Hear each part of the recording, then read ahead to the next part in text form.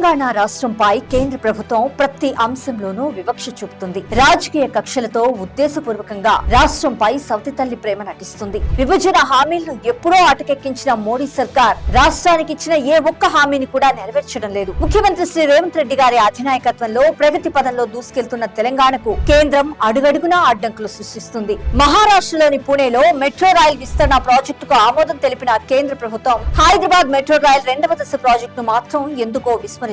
మహారాష్ట్ర సర్కార్ తో కలిసి పూణే మెట్రో 2వ దశ నిర్మాణం చేపట్టేందుకు పచ్చ జెండా ఊపిన కేంద్ర ప్రభుత్వం హైదరాబాద్ మెట్రో 2వ దశకు సంబంధించిన సమగ్ర నివేదికపై స్పందించడం లేదు. ఈ ప్రాజెక్టుకు అనుమతి ఇవ్వాలని కేంద్రానికి రాష్ట్ర ప్రభుత్వం పలుమార్లు విజ్ఞప్తి చేసింది. ముఖ్యమంత్రి శ్రీ రేవంత్ రెడ్డి గారే స్వయంగా ప్రధాని నరేంద్ర మోడీని కలిసి విన్నవించారు. గృహ నిర్మాణం, పట్టణ వ్యవహారాల మంత్రిని కలిసి మెట్రో విస్తరణ ఆమోదం తెలపాలని కోరారు. అయినా ఫలితం శూన్యం. కేంద్ర ప్రభుత్వం ఇతర రాష్ట్రాలతో పోలిస్తే తెలంగాణను చాలా చిన్న చూపు చూస్తుంది. కాంగ్రెస్ పార్టీ మీద ఉన్న అక్కసును రాష్ట్రంపై వెళ్లగక్కుతుంది. ఇటీవల జరిగిన కేంద్ర కేబినెట్ భేటీలో రాజస్థాన్ లోని కోటాకు గ్రీన్ ఫీల్డ్ ఎయిర్పోర్ట్ మంజూరు చేశారు. 1507 కోట్లతో కోటాలో కొత్త ఎయిర్పోర్ట్ కు ఆమోదం తెలిపారు. కటక్ భువనేశ్వర్ మధ్య 6 లైన్ల రింగ్ రోడ్ కు ఆమోదం తెలిపారు. రింగ్ రోడ్ కు 8307 కోట్ల రూపాయలు మంజూరు చేస్తూ నిర్ణయం తీసుకున్నారు. కానీ తెలంగాణ నుంచి పంపించిన అన్ని ప్రతిపాదనలను చెత్తబుట్టలో వేశారు.